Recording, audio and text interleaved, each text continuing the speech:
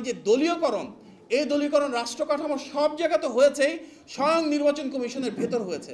তো যাদের দায়িত্ব নির্বাচন আয়োজন করা, তারাই যদি একটা দলের অঙ্গ সংগঠনের ভূমিকা পালন করে, কখনোই সুষ্ঠু নির্বাচন হবে না। সুতরাং আমরা এর একটা দীর্ঘস্থায়ী সমাধান হিসেবে নির্বাচন কমিশনের লোকবলকে যার যার যোগ্যতা, সততা, দেশপ্রেমের ভিত্তিতে নিয়োগ দিতে বলেছি, এবং যে কালো আইনগুলো রয়েছে সেগুলো যেন আস্তে আস্তে প্রত্যাহার করা হয়, সেজন্য জোর দাবি জানিয়েছি। নির্বাচন কমিশন, দুদক, এই ধরনের অনেক প্রতিষ্ঠান রয়েছে যেখানে আমরা দেখেছি যে বিরোধী দলকে দমনের হাতিয়ার হিসেবে ব্যবহার করা হয়েছে। নির্বাচন কমিশনে যেমন মনোনয়ন বাতিল করা হয়েছে গণহারে, বিচার বিভাগকে কিভাবে ব্যবহার করা হয়েছে আমরা দেখেছি। মানুষের নামে মিথ্যা মামলা দিয়ে, মিথ্যা রায় দিয়ে গায়েবীভাবে কিভাবে হেনস্থা করা হয়েছে। অনেকের বিরুদ্ধে রাজনৈতিকভাবে দমন করার জন্য গণহারে দুদকের নামে মামলা দেওয়া হয়েছে।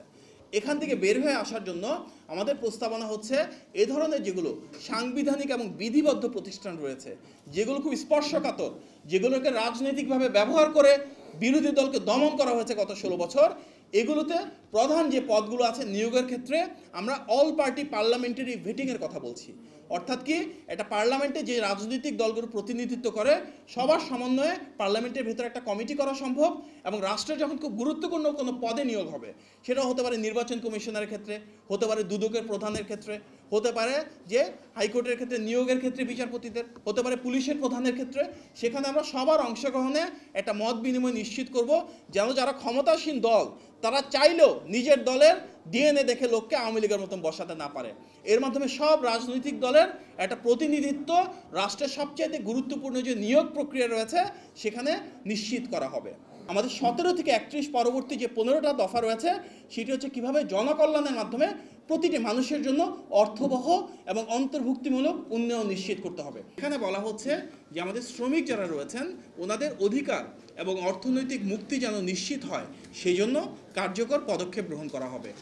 আমরা গত বেশ কয়েক বছর ধরে আওয়ামী লীগের আমলে দেখেছি যে তাদের যারা ফ্যাক্টরি মালিক, বিশেষভাবে গার্মেন্টস ক্ষেত্রে ফ্যাক্টরি মালিক বা বিল্ডিংয়ের মালিক আওয়ামী লীগের লোকজন ছিল, তারা কোনো নিয়ম নীতি তোয়াক্কা না করে বিল্ডিং করেছে, সেখানে কোনো কমপ্লায়েন্স ছিল না, একের পর এক বিল্ডিং ধসে গিয়েছে।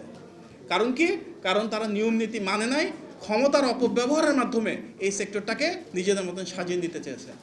আমরা দেখেছি প্রায়ই শ্রমিক অসন্তোষ হয়, অনেক সময় যে পরিমাণ শ্রমিকের মজুরি বাড়ে তার থেকে আরও বেশি বাড়ে দ্রব্যমূল্যের দাম।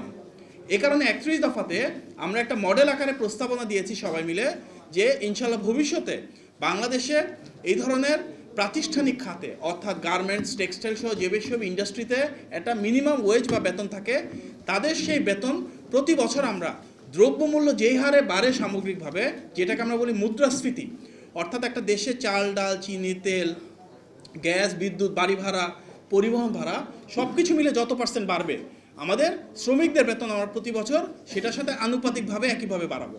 অর্থাৎ যদি সব কিছুর দাম সব কিছু এক হয়ে 12% বাড়ে, তাহলে আমাদের শ্রমিকদের বেতনও প্রতি বছর আমরা 12% বাড়াবো। এখন আওয়ামী লীগ সময় আমরা দেখেছি কি সিন্ডিকেট ছিল জায়গায় জায়গায়, ওরা একটা আলাদা অলিগার্ক শ্রেণী তৈরি করেছিল সব আওয়ামী লীগের লোকজন এবং দোসরদেরকে দিয়ে, যার কারণে দ্রব্যমূল্য তারা কখনো নিয়ন্ত্রণ করতে পারে নাই। তাদের যে ব্যবস্থা ছিল সেখানে দেখা গিয়েছে যারা কৃষক তারা লস করছে, যারা ঢাকায় আমরা কিনছি আমাদের অনেক বেশি দামে কিনতে হচ্ছে, মাঝখানে টাকাটা কই যাচ্ছে? তাদের ভুইফোর, তাদের মধ্যস্বত্বভোগী, তাদের ইম্পোর্টারদের কাছে, যার কারণে জিনিসপত্রের দাম অনেক বেড়ে যায়। আমরা সেই ব্যবস্থাটাকে টোটালি ঢেলে সাজাতে চাই।